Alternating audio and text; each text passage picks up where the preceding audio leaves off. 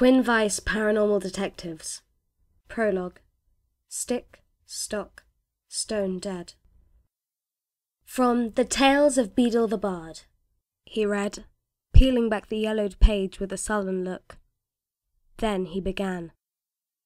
There is a tale as old as the moon and dark as the night, a story from a bare and barren land in the north. Above all, it is a story of how fear conquers the fearful. But it is just a story, and it begins with the Winter Queen and ends, as all stories must, with death.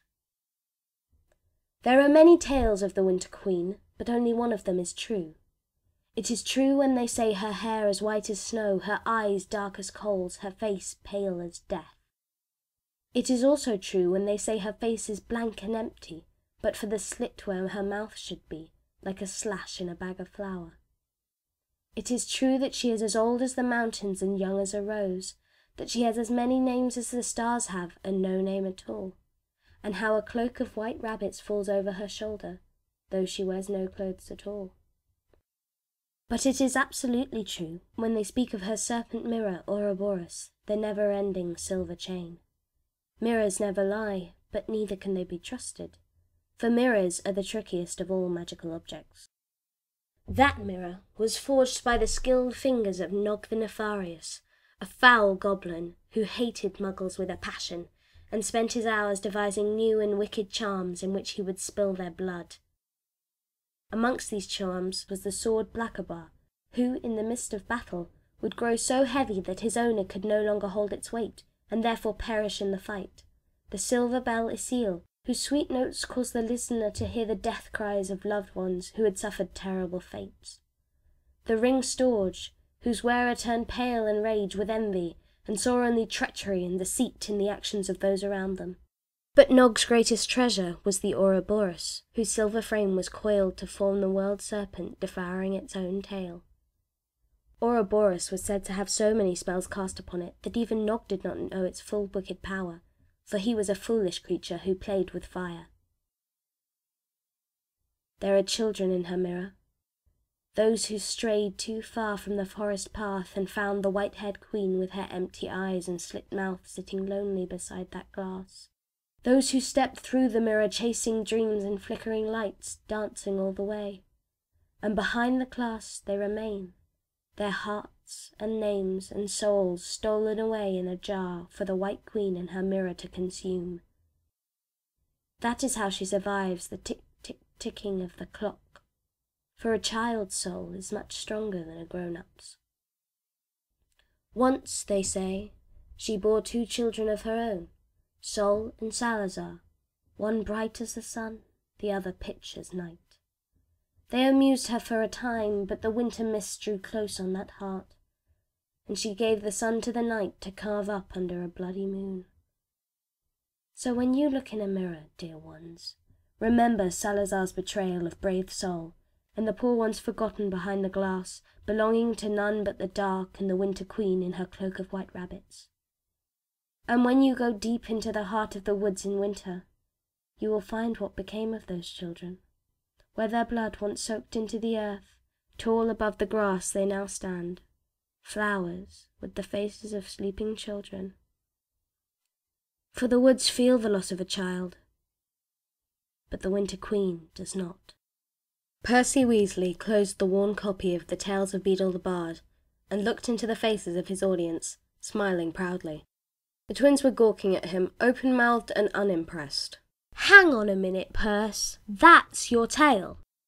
The twins folded their arms in one synchronized movement and snorted scornfully. "That was crap," said Fred, and George nodded his agreement. "A troll with a boulder in his gob could tell a better tale than that." Percy huffed impatiently and dropped the picture book with its moving illustrations onto his lap. "I don't see what you two are griping about. I've read this to Ginny plenty of times and I never hear her complaining." "Yeah, but Ginny's a girl, isn't she? Do you see pigtails on our heads, Perce? We like battles and giants and werewolves and dark wizards." "Well, the Winter Queen was a dark wizard," Percy retorted with annoyance, but the twins were ignoring him in favour of jumping enthusiastically up and down on their beds. Give us a decent story, Percy. Give us one of Puck Hufflepuff's ballads. The Fox's Trick. The Vampire Cat of York. The Hand of Glory. You've had your story, you ungrateful wretches, Percy snapped, leaping to his feet. Now stop jumping on your beds and be done with it. Otherwise I'll send Mother up and she can put you to sleep. Without another word, Percy snatched up his book and stormed towards the door in a terrible sulk, flicking the light switch off on his way out the room. The twins sat cross-legged on their beds, facing each other in the dark. Merlin, Percy is such a stick in the mud, said Fred sullenly. We should take it upon ourselves to teach him how to loosen up a bit, right, George? Absolutely, Fred. I reckon a couple of garden gnomes in his pants will do the trick. Won't they bite? That's the point. Grinning wickedly, they each slid under their bed covers and closed their eyes. But it wasn't long before the cold night and the snow falling outside on the window ledge began to fill George's highly imaginative mind with ghastly images of the spindly Winter Queen in her terrible mirror. A shadow passed close to the door, and he let out a little cry of fright. George? That you squeaking like a little girl? Asked Fred in a tone of amusement. Sod off, git-face, George muttered ruefully, but nonetheless he crawled out of bed and over to his twins, creeping underneath the covers. So you think all that's true, Fred? George asked once they were both settled in Fred's bed and staring at the ceiling. What's true? Percy being a total and utter prat? No, we know that's true, said George. I mean about the Winter Queen. Don't know. Probably not, Fred shrugged. There's loads of stories about her flying around mines. Suppose they've got to come from somewhere, haven't they? Charlie told me that she rides a chariot pulled by 7 white stags. Fred scoffed. That's just stupid. You're getting mixed up with Father Christmas. No, it's true, George said adamantly. And she nicks little kids from their beds too. Probably feeds them to that mirror of hers. How'd you... He paused, then continued quietly. How do you think the mirror eats them? Dunno. Fred turned this question over, pondering carefully. Maybe it's got, big glass teeth that snap you up and tear you to shreds if you get too close. You're having a laugh, said George, though he shivered a bit at the image his brother's idea provoked. The darkness of their shared bedroom suddenly seemed impenetrable. He pulled the covers closer around his neck and squeezed his eyes shut against the hauntingly quiet snow drifting outside the window. Oi, you're not scared, are you, Forge? Asked Fred mockingly. Fat chance, George snapped, but he didn't sound at all convincing. After a moment he turned around to face his twin. Fred's arms were crossed behind his head, and he was staring out the window at the softly falling snow. His brow was slightly furrowed, and he looked deep in thought. Fred rarely looked so intense as this, but George found him fascinating to watch when he did, and wondered if anyone else in the world had ever been lucky enough to glimpse that marvellous look on his brother's face.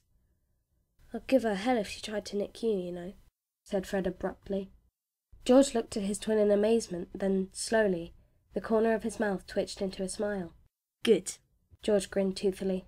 Otherwise, you know, I'd have to come back and haunt you until you'd grown old and bearded and stinking of mothballs and old people like Auntie Muriel.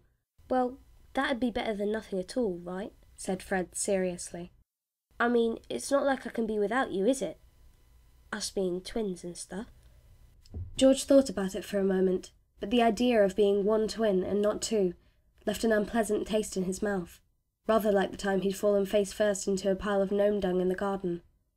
So he decided to push the thought, along with the story of the Winter Queen and her mirror, far out of his mind. He'd leave those kind of thoughts for another time and place, years and years in the future, when they were both bearded and wrinkled like prunes, and smelling of mothballs and old people like Auntie Muriel. And then George said, because he felt it was suddenly necessary to say out loud, I love you, Fred. There was a pause, then a small chuckle, and George could sense Fred rolling his eyes before he replied. Good night, Forge. Bodies lay recumbent in the main hall, 50 or more gazing blankly at the bewitched ceiling, indifferent to the weather. Outside in the dark grounds, the grass was still flattened where fallen warriors had lain, children dead in their pyjamas. If ever you've walked in an old graveyard, where the outer walls are crumbling and ravens sit on tombstones covered in ivy, the skull and crossbones motif in Etapath barely legible, you will notice how distant death seems in comparison to the sleek new cemetery down the road, where each gravestone shines black or slate grey in the watery sunlight, and the earth is freshly turned. Here, like the new cemetery, death hung thick in the air like a shroud of acrid smoke over the castle, permeating the very walls of Hogwarts. And George Weasley knotted his fingers in his brother's hair, each red strand identical to his own, and tried in vain to pull him away from the rhythm of that timeless dance. But off he'd gone, with no path for him to follow. And yet, in every way that counted, George too was dead. On the surface he would shrug and grin and comfort and joke because you had to, didn't you? You can't lose yourself to the grave, even if inside you're screaming and weeping and howling like an animal. The dance macabre goes on, indifferent to whom it picks up in the rhythm. But often it will take a piece of your heart first before it takes the whole package. And sometimes it buries your smile before your flesh.